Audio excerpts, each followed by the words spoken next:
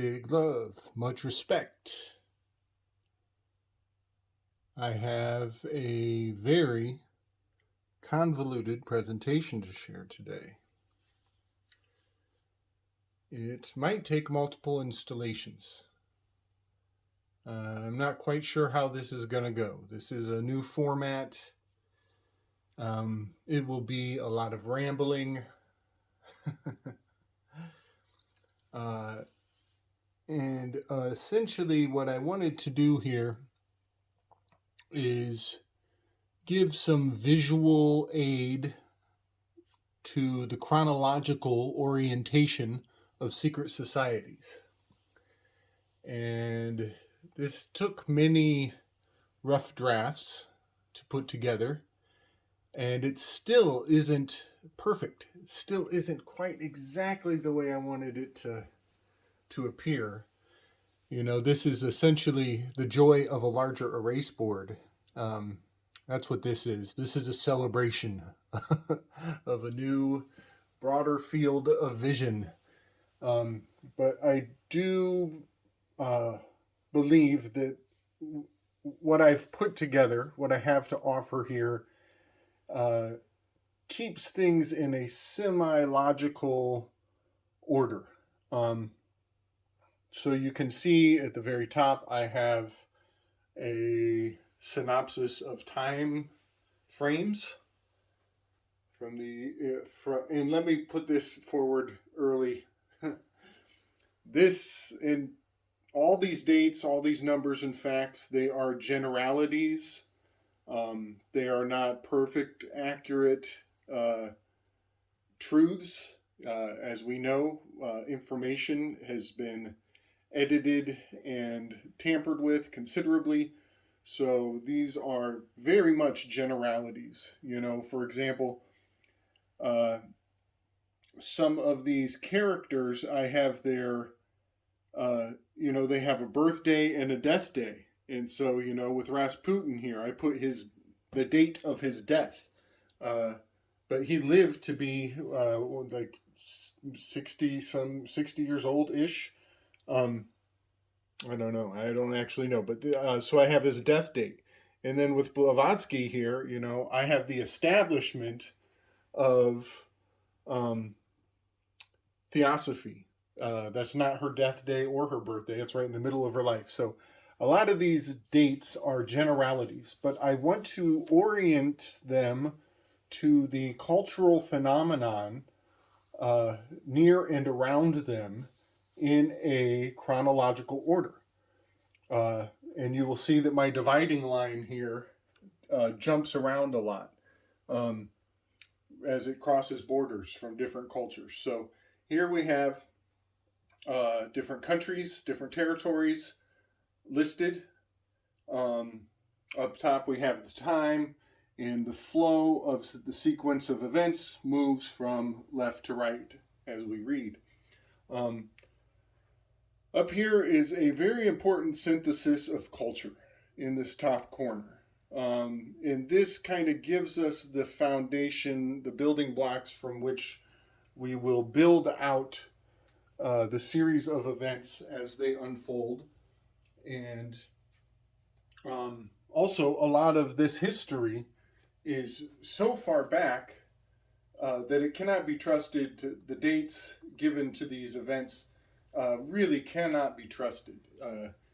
It depends on who you talk to and who you trust as to when the Greek culture came to dominate over the country we know today as Egypt, and what Egypt really means. A lot of people already know. I believe that the land of Egypt was far and wide, all the way from the Caucasus Mountains all the way over to Americas. So this will be the beginning point for a very good reason. I want to talk very briefly on Pythagoras and Pythagoreans, as many of these secret societies that we're about to discuss, they all hail back to Pythagorean logic and reasoning. And this is the reason why the G is such an important icon of secret societies, you know. Um, G Masons. It has to do, it's the quadrivium and the trivium. That's DC, Washington, D.C. That's your quadrivium and your trivium. Washington, D.C. adds up to the 7, the sacred number 7. And this is a septenary cipher. The Greeks were very much into isopsophy, which is gematria, G-matria. And they were also into geometry, the angles, the angels of the angles of the circle. A lot of people know what I'm getting at here. So the number 7 equals G. This is geometry, gematria. The logos is very centered around Greek philosophy, Greek influence, Greek culture, all going back to the Pythagoreans. Pythagoras had 2 circles of influence. He had a wheel system. This is the greatest thing since sliced bread, right? Which, by the way, bread in Greek was round. Bread was pan. This was pan. Pan arithmos. All things are number. So Pythagoras had an inner circle of superstitious spiritualists, and he had an outer circle of the mathematico, or the mathematicians. So he had sound logic, provable objective math, and his outer wheel as a protective barrier. And it was the inner wheel where he kept the silliness. Those guys weren't allowed to piss towards the sun, or they could only piss in their shadow or piss in the shadows, something like that. Had to spit their fingernails. They couldn't put their knives in flames. They had to keep their knife away from flame. All these really weird superstitions, and there were probably sound reasons for this. Probably has to do with elements and elementals and spirits that are on the from the unseen world, but I'm not going to get into that. So Pythagoras is a very enigmatic character, and he actually ended up moving from Greek culture in the Mediterranean over into some interesting Eastern mysticism in his life. And he was more of a mystic than he was a philosopher. But Pythagoras was one of the fundamental secret societies, one of the early cults that a lot of what we're going to talk about uses the logic and the building blocks of Pythagoras in order to speak in codes, in shapes, in numbers, in gematria, in so many ways. So that is just very important that we get across the significance of the Greeks, who were pantheistic. Egyptians were also pantheistic, and it was the explosion of monotheism out of Egypt that was the beginning of the need for secrecy. In a very interesting way, these cultures from this time period, prehistory, you could say, even though historians will try to put dates and time frames in place, but these cultures were originally very accepting of other people's belief systems and gods, and pantheism got along quite nicely. And when monotheism came along, that's when a great degree of controversy began. And that was when the secret, monotheism, put the secret in the word secret societies. That's the reason people would obfuscate their belief systems. And all of this history we're going to talk about today has taken place on the private side, hidden behind the secrets of secret societies. And it is in the private that anything goes. You can think of the private side as the black market, where, this message will self-destruct kind of communication is built into the way of contract and compulsion. So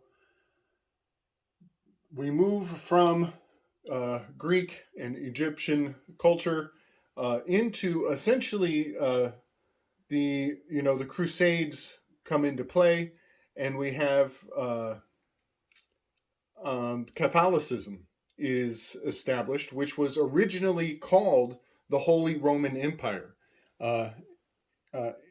HRE, the Holy Roman Empire. And the Holy Roman Empire was very complex history. I do not have it written out here, but it is very important to explain that it was not strictly centralized to Italy. The Holy Roman Empire originally involved all the way from Spain into Russia. The expansiveness of the Holy Roman Empire was much more broad than a lot of people think when they say the word Rome. It really was a complete governance from reaching all the way from as far west as Spain and as far east as Siberia in Russia, as Russia is takes up two continents. It's in Europe and in Asia. A lot of people forget these things. And a very important political split occurred. And that is one of our earliest entry points on the data sets that I've put out here. And that is the division between the Catholics and the Roman Orthodox. The Catholics in 1054, we are told, the Catholics split away from the Orthodox sects of Catholicism, and that the Catholics stayed in Spain primarily at that point to the west, and the Eastern Orthodox matriculated their agendas and their power sources over there to Russia in a major way. And that happened in 1054. And what is very important about this division point, just something that I will always remember, is that they excommunicated one another simultaneously. They went through the rituals of excommunication at exactly the same date, at exactly the same time. And, you could think of that as the original mutually assured destruction. That means to us that they value astronomy in a very sacred way. And while a lot of Catholic agendas will tell you don't pay attention to the stars, don't pay attention to astronomy, at the highest echelons, they chose that exact hour of the day on that exact date and time to excommunicate one another mutually for very powerful reasons, because there are astronomers at the tippy top calling the shots, and they worship Saturn, they worship Kronos, they worship these numbers right here, the dates and times. That is one of their systems of control in the Matrix, is the numbers, the geometry of the gematria of these numbers in all numeric systems, panta arithmos. So that is very important that when we talk about Catholicism, we always consider that there is a split, that there's the Orthodox and the Holy Roman Empire, which is mostly centered in Spain at that time. It moved to Italy much later than a lot of people think. Um, there was even a division between the Spain and Italian sects of Catholicism throughout time, which I did not really focus on very much. But I just want to point out that a lot of the events that make up the concept of the Vatican, as we talk about it, were actually Spain centric. And in Italy, their Holy Roman Empire was actually not necessarily centralized in the Vatican. Um, while the Vatican was essential to the history of the Italian Roman Catholic culture, um, Catholicism was spread out throughout central Italy amongst papal states from 756 on to 1870. And some very strange things happened that I actually don't have a good grasp on, having to do with Pope being put in prison and negotiations over the release of the Pope. Um, Everybody should look up Vatican and history, and you will see there was a treaty that was signed where they released the Pope from prison, and this began the establishment of the Vatican that we know today in 1929. But right there, I've already jumped thousands of years, 1,000 years ahead of myself. But I just like to point out that Vatican was established in 1929. 29 is the number of years in a Saturnian orbit. They definitely are still worshiping Saturn, as old Rome has still to this day has a big hard on for Saturnalia uh, and Saturnian systems. Um, they worship time. They worship those numbers. They worship because of the fractional reserve banking. They definitely worship time, numbers, money, and filthy lucre. All right.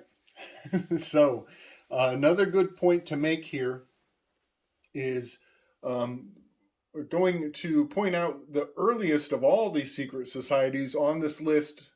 The earliest date is actually BC 206. Allegedly, that is the foundation of the Triads of Asia, of China. And the Triads have just a very interesting history. Was basically the mafia, the Chinese mafia. And early in their early days, they were called the Red Eyebrows, uh, meaning they would literally dye their eyebrows red to indicate that they were part of the syndicate.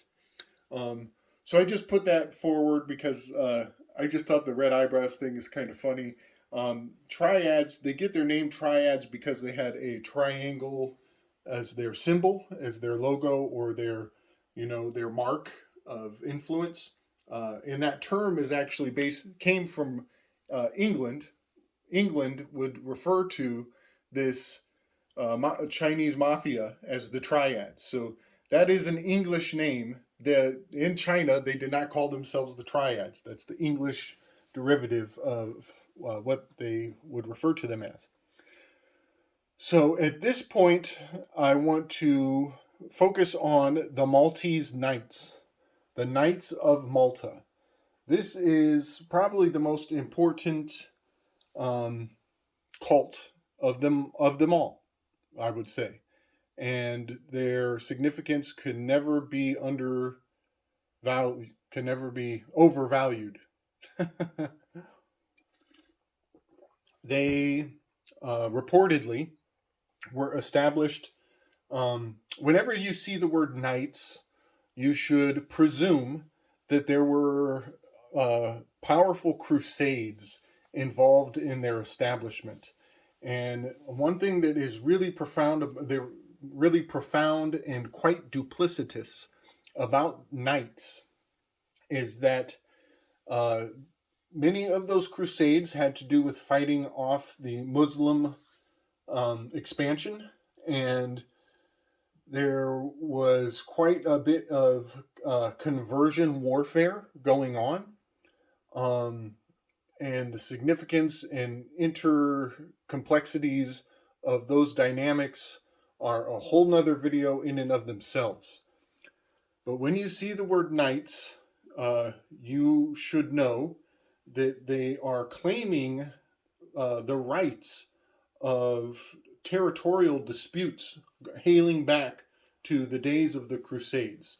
So whenever you see K-Knights, it has to do with the expansion of the Holy Roman Empire, and its history is goes very far back, and you can count on those dates to be very gray, very nebulous. But when you look into the Maltese Knights, you will see that they claim this date here, 1187. And that they were fighting in the borderlands of Jerusalem. And I find this modern day Jerusalem, the location in the Middle East there. And I find this profound because I think of Jerusalem as a frontier, as a borderland of what is today the modern day version of the Holy Roman Empire. And you can think of the Maltese Knights. It's actually, Malta is an island in the Mediterranean, but the Maltese Knights are claiming to be holding the front. They are at the front lines of the battle, and they are defending Jerusalem, which is the holy land from the events of biblical events. Now, I have quite a lot to say about Jerusalem. I could make an argument that the real, true Jerusalem was in Spain, was in Barcelona. I've even considered the significance of Australia as Jerusalem of sorts. And you could think of the Kremlin of Russia. You could think of the Kremlin as a Jerusalem. So the term Jerusalem is it's much more complicated than that one single place over there where all the where Israel, the country of Israel, was established.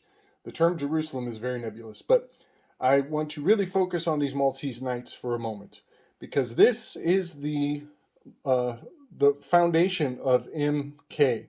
This is the foundation of MK Ultra, of magic, as Crowley spells it with a K. This is the foundation of mind control.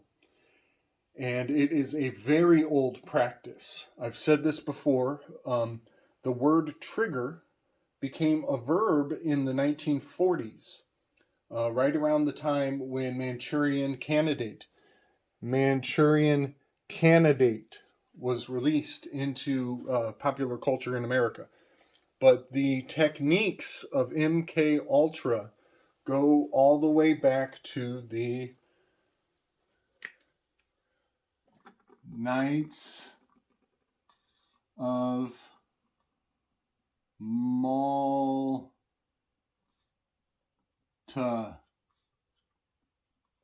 MK Ultra. This is the Knights of Malta. And part of this system is a very ancient system. It's very hermetic. Hermetics deal with sealing full spectrum dominance, top to bottom, as above, so below, if you will. As above, and this is the tree of life. I have a very rough draft here of the tree of life.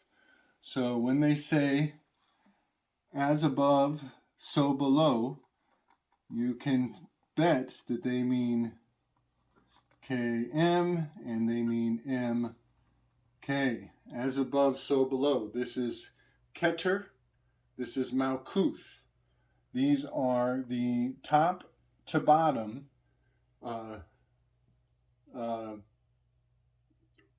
spheres of the Sephiroth on the Tree of Life. And so every time you hear MK Ultra, they are talking about from your head to your feet.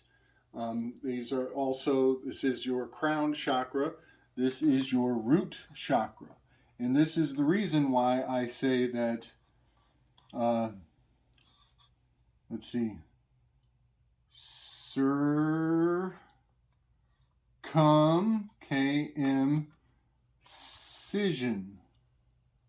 circumcision is MK Ultra mind control. I hope that turns a few lights on in your minds. Again, I say it almost every video. Please forgive my handwriting. It is not easy to write on a wall. It is just not easy to write sideways and keep my ugly mug out of the shot. So, circumcision, MK Ultra, Malkuth Keter, all of these things go back to the Maltese Knights. And the reason for this hails back to the stories of the saints. I've done videos on this before, but I just should probably bring this up again.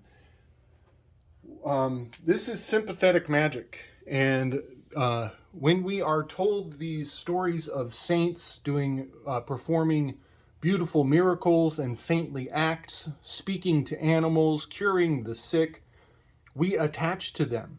We give sympathetic association to these magical stories. And at the end of all of the saints' stories, it ends with these horrible, torturous tragedies and beheadings and blood rituals.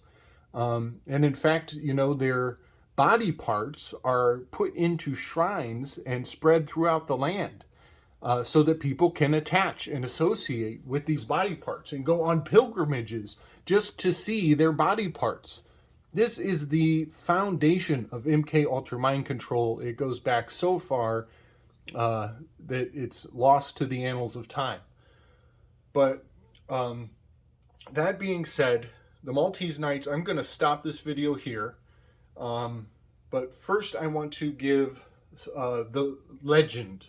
I want to give a little bit of the legend of my color coding for the rest of this presentation. So I used particular colors in an attempt to indicate certain agendas, so that you can see some consistency of these agendas as they roll through time, and you will notice a very important changing point. So I labeled the Jesuits in black. Generally, it is very hard to tell who's a Jesuit and who is not. The Jesuits take a vow to be very deceitful and to lie, and therefore you can probably bet there are more Jesuits than we will ever know. They are prolific in a major way, very untrustworthy order, and I will probably start the next video with the Jesuits and Ignatius Loyola in 1541 there. But I labeled them in black. And they tie into the Maltese Knights in a major way. That is why the M and the K is in black. So the Jesuits are one of the oldest secret societies on this chart. The Gnostics I separated from the Jesuits, as the Gnostics have a very interesting agenda, and I'll probably get into that in the next video. But you will notice the Gnostics do involve MK Ultra mind control. They are very much concerned with RH bloodlines, RH negative or positive blood. That is a central theme to Gnostic culture. They are very obsessed with eugenics, blood types, racial issues, segregation, things of that nature. They are very religious in their dogma. They are very dogmatic, and They have a lot of zeal for that book, for the Bible. And then I've separated the Hermetics from the Gnostics.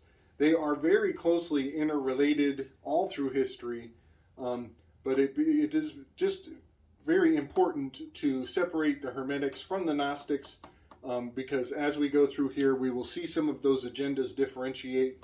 So Hermetics, I put in purple, and some of their symbols will be the R to the C. These are the Rosicrucians, and they are very much centered around alchemy and alchemical processes.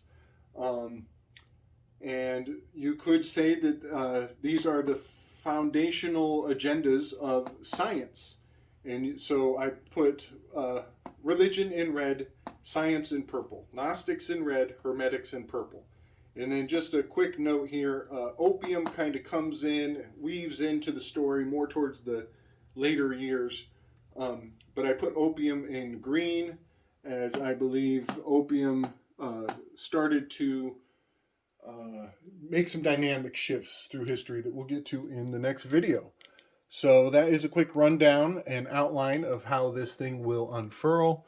I will try to zoom in on the next video and give everybody a closer look as we make sense of my chicken scratch. Much love and respect, everybody. Strength.